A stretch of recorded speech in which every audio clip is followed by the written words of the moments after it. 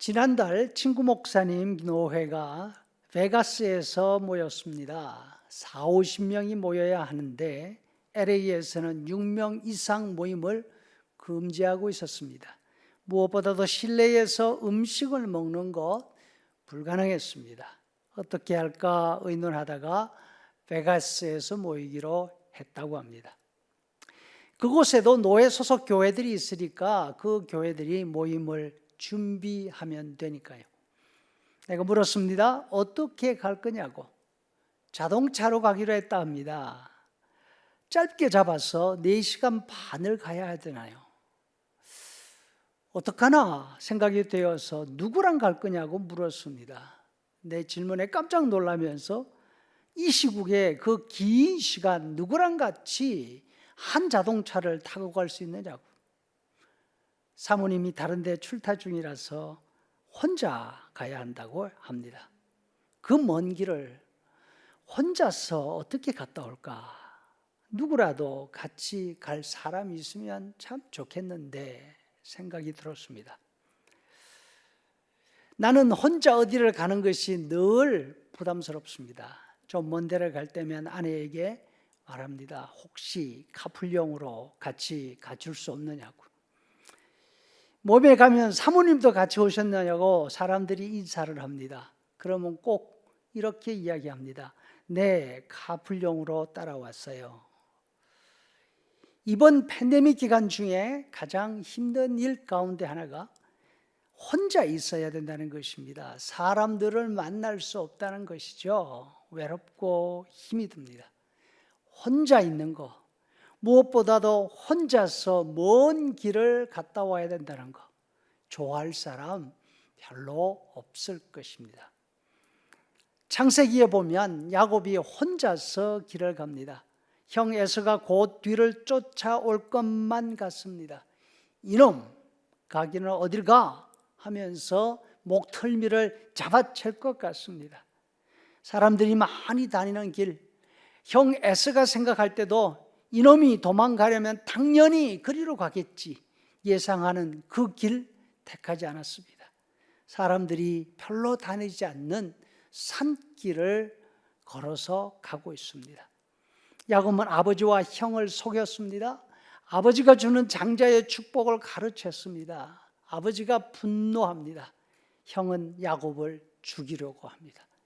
멀리 북쪽 하란에 있는 외삼촌 집으로 갑니다. 최소한 1달 반 이상이 걸리는 거리입니다. 부르는 사람 아무도 없습니다. 단지 더 이상 집에 있을 수 없기 때문에 떠난 것입니다. 하루를 걸었습니다. 이틀을 걸었습니다. 사흘을 걷고 난 다음 산중에서 밤을 맞았습니다. 맨바닥에 돌을 베개 삼아 누웠습니다. 얼마나 두려웠을까요? 그렇지만 너무나 피곤했을 것입니다. 잠이 들었습니다. 바스락 소리만 나도 금세 깰 수밖에 없는 형편이지 않습니까? 꿈을 꿉니다. 야곱이 누워있는 곳에서 긴 사다리가 섰습니다. 꼭대기가 하늘에 닿아 있습니다. 천사들이 그 사다리를 타고 오르락 내리락 하고 있습니다. 사다리 꼭대기를 보니까 하나님이 그곳에 서 계셨습니다. 여러분, 하나님은 원래 앉아 계십니다. 그런데 이때는 서 계셨습니다. 야곱을 내려다 보시면서 말씀하십니다. 내가 너와 함께 있다. 너를 지켜주겠다. 너의 길을 인도해 주겠다. 네가 다시 이곳으로 돌아오게 하겠다. 야곱은 잠에서 깨어나 그곳 이름을 베델이라 불렀습니다. 그곳이 하나님의 집인 줄 알았습니다. 하지만 그곳은 하나님이 계시는 곳이 아니었습니다. 아무도 없는 그 산중에 하나님이 계셨던 이유는 바로 야곱이 그곳에 있었기 때문입니다. 야곱은 큰 뜻을 품고 하란으로 가고 있는 그런 길이 아니었습니다. 다른 사람은 말할 것도 없이 가장 가까운 가족도 함께 있을 수 없는 그런 처지였기 때문입니다.